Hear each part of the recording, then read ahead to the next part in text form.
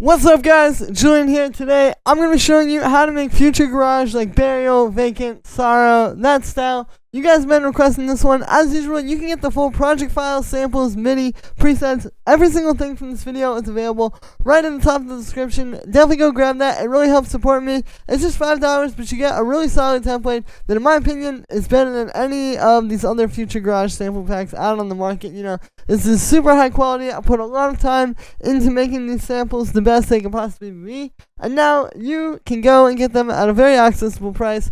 Link is at the top of the description. Thank you so much for all the support, guys. Every little bit helps. If I've taught you something with these videos, definitely go grab it, and let's dive in. So we're at 134 BPM, and the first thing we have up here is the bass.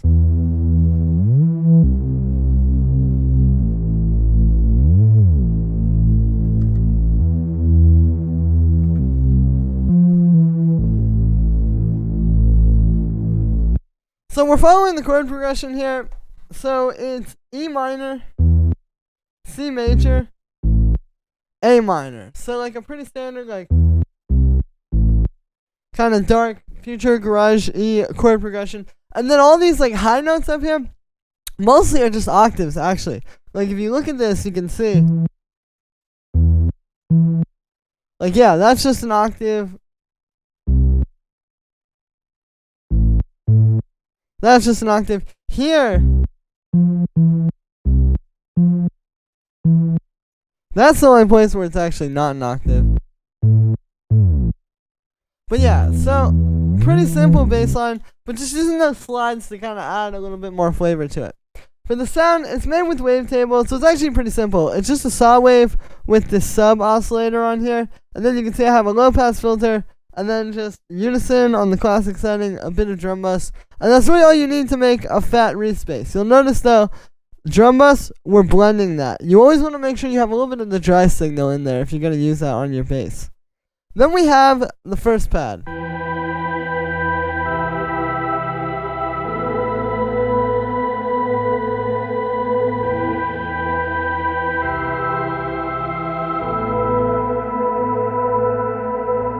So you can hear it's a pretty dark sounding pad. So again, if you look at the root notes here, we're again still just following that chord progression. Right, those are the same root notes as the bass. And then what we're doing here is there's still like those chords happening. Like you can see, yeah, like right there. So those would be like the thirds, and then we just took that one down and put it down one note, but then we just have those up, and then all these other notes here are kind of just like melody notes. Like we have like,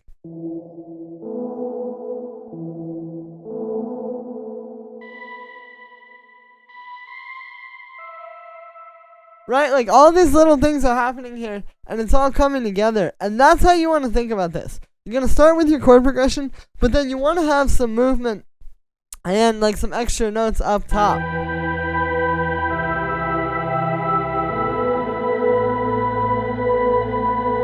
Because if you just have the chords, it's gonna kind of be missing like a certain feel that you need. I think that adds a lot to the sort of like sampled dark pad feel.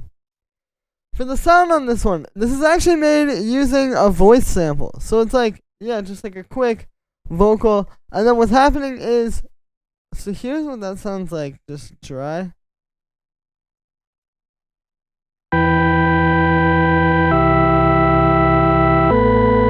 You can see I low passed it a little bit, and then we have the loop on here, and I'm using the fade to make it like a perfect loop.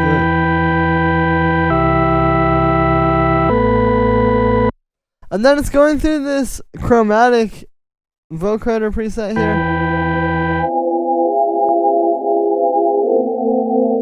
So you can hear that's basically what that's adding, like this kind of weird texture, but then it's just only blended in there at like 24%.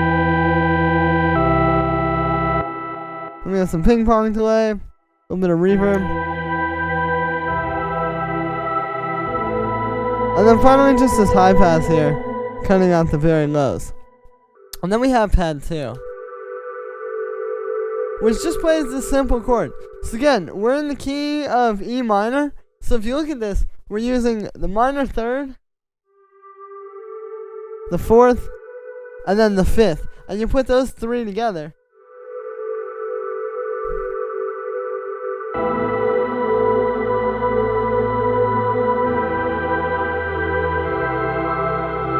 And you can see when you put that over top of the chord progression, you get this nice kind of dark thing happening there. And that's kind of what I was talking about. You know, again, like with the pad where we have like those droning notes over top of it. It's like just adding more kind of like against the chord progression.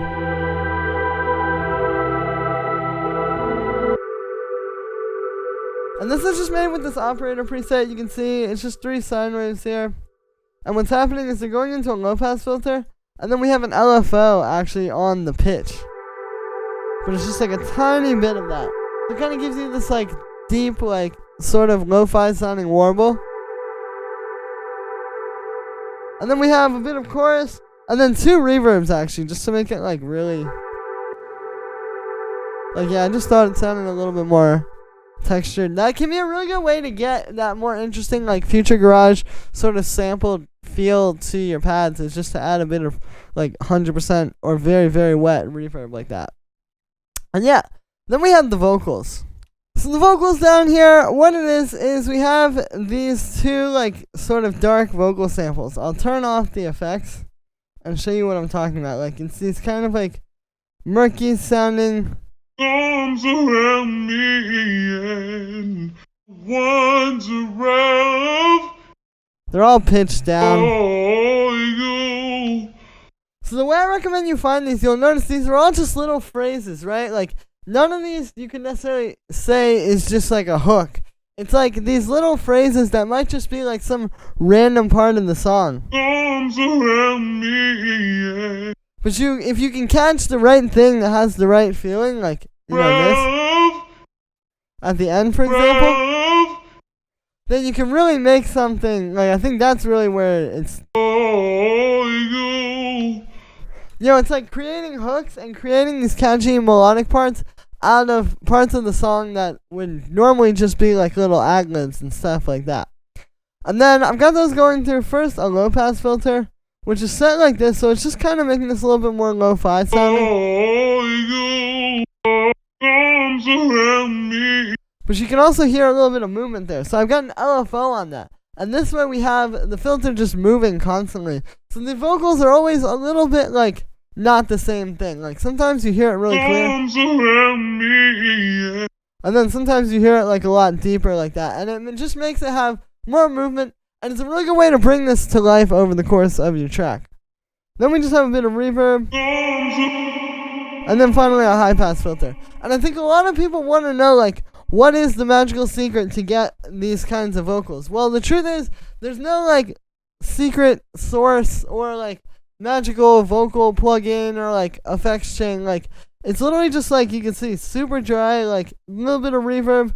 That low pass filter is a pretty good trick, I will say. But, like, you know, pretty much just that. And just, like, pitching them down and just finding the right vocal. You know, you really want to spend time finding the right vocal rather than, you know, sitting there with, like, some vocal that's just obviously not going to sound right and wondering why 10 layers of processing aren't getting you there. So then we have the drums.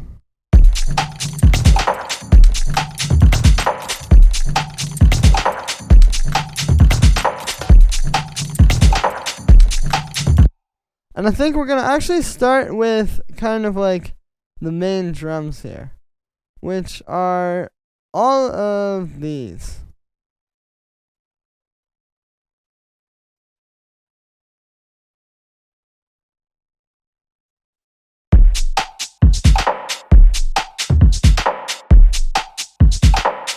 So this is what I would recommend you start with. You can see we just have like a very simple groove going here with a kick, or 3 kicks I should say, a few little snares, and then some hi-hats.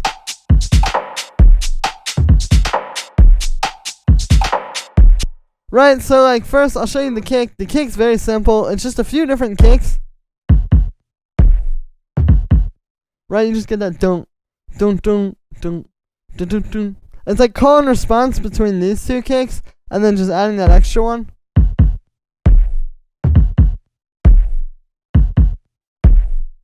And these are all dry. Again, it's just like good samples, playing the right notes. And And then we have the rim shots, which are kind of like, we're basically taking 3 different percussions here. Right, we have like these 2 like this. Layered with this. And then it goes into this. Like deeper, kind of darker rim shot with a little bit of reverb. And so that's kind of a good way to make that more dynamic, right? Like, we could have one sample do all these notes here. But that just makes it so much more dynamic. It's just like with the kicks. And that's really, I think, what separates these drums from like more standard drums. Is just how dynamic they are and how it's different samples playing one groove. And then we have the same thing with the hi-hats, where we basically have like one which is constantly going. Right at the bottom there. And then these 2 where you kind of get like alternating.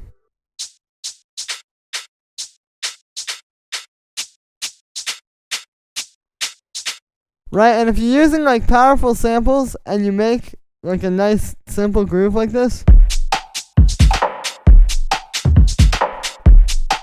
you should have something like this. And this is where you want to start. And then we move up to the tambourine.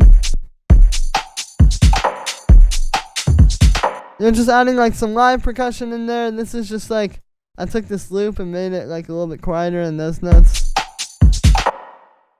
Then we have also kind of like some more background layers.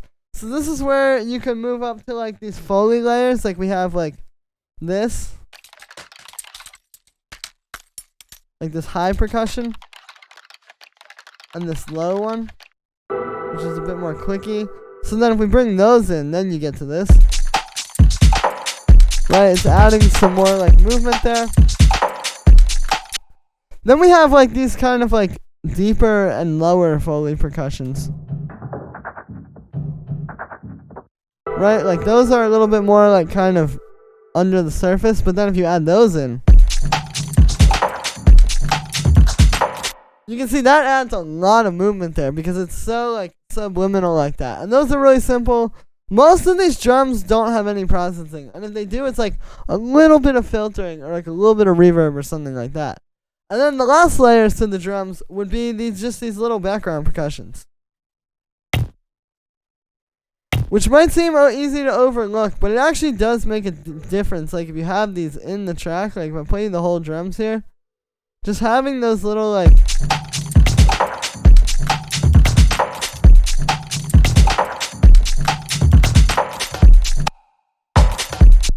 right, like just having that little thing that comes at the end of every 4 bars really makes a big difference. And yeah.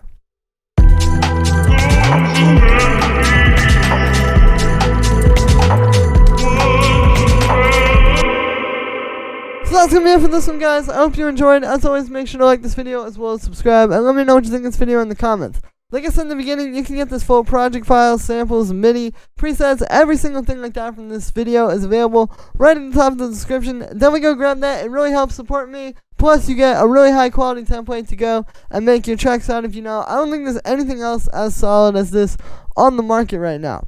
Thank you so much for all the support, guys. Every little bit helps, and I will see you tomorrow with another video.